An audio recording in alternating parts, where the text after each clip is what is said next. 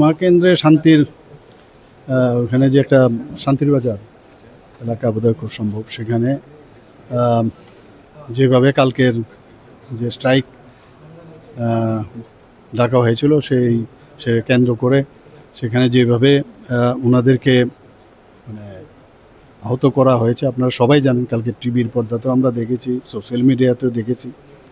তো কালকে আমাদের লোক এসে দেখা গেছে, আমি নিয়মিত সারা রাত্রই মনিটরিং করছিলাম, যা যা নির্দেশ দেওয়ার আমি দিচ্ছিলাম। তো আজকে এখানে এসে দেখলাম আমি সত্যি এটা অবর্ণনীয়।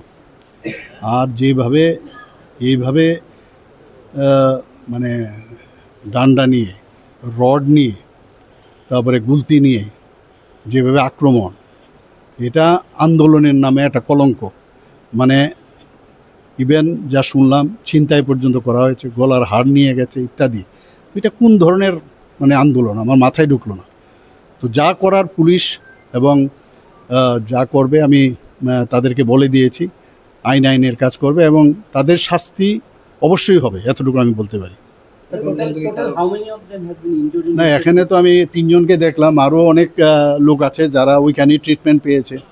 তো আমার কাছে খবর যা আছে মোরাললেস মানে আন্দাজ যদি বলি তাহলে 10 থেকে 12 জনের মতো, মানে অন্যরা তো এখানে তো সাংঘাতিক প্রাণঘাতী হামলা হয়েছে, এতটুকু বলতে পারি। Attempt to murder. কী রাজনীতি আপনারা বুঝতে পেরেছেন?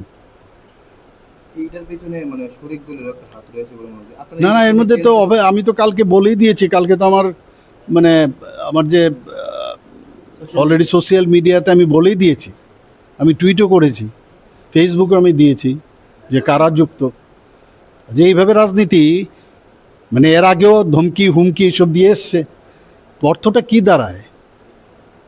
মানুষ জনজাতিরা বা জনজাতি হোক আর জাতি কেউই এটাকে কিন্তু মেনে নেবে না। এটা আমি কালকেও বলেছি, ওরা আগামী দিনে ওদেরকে পাওয়া যাবে না, খুঁজে পাওয়া যাবে না। পরপর 2 দিনে এরকম ঘটনা হয়েছে, রাজ্য সরকার কি কম? না, আমরা তো আমাদের তরফ থেকে আমরা করছি। সেখানে পুলিশও গেছে, আপনারা জানেন বিশাল মাত্রায় পুলিশ গেছে সেখানে। পরবর্তী সময়ে আপনারা জাস্ট দেখুন কি হচ্ছে, কি হবে, এতটুকু আমি বলতে পারি।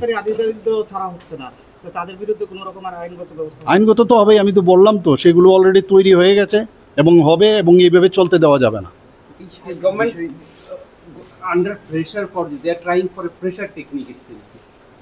That pressure will be diminished.